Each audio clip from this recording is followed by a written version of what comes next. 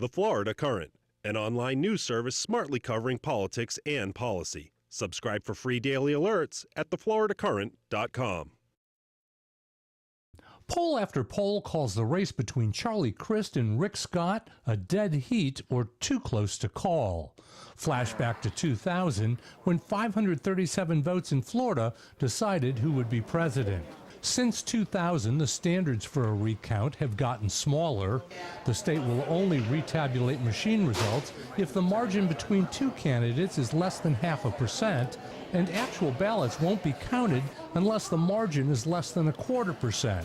Still, the Secretary of State says he's ready if the margin is that close. We have the knowledge, the law is good, and I'm very confident we can do a good job with it. It will be challenging, don't get me wrong, but we're prepared.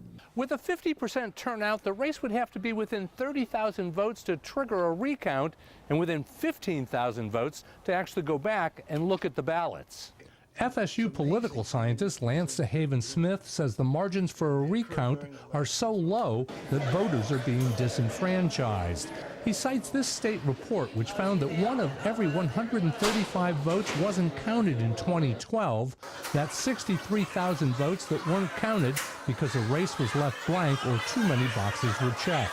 That's just people who are putting a stray mark on it, so it misreads it, or sometimes they select two candidates and X one out because they changed their mind and it won't read.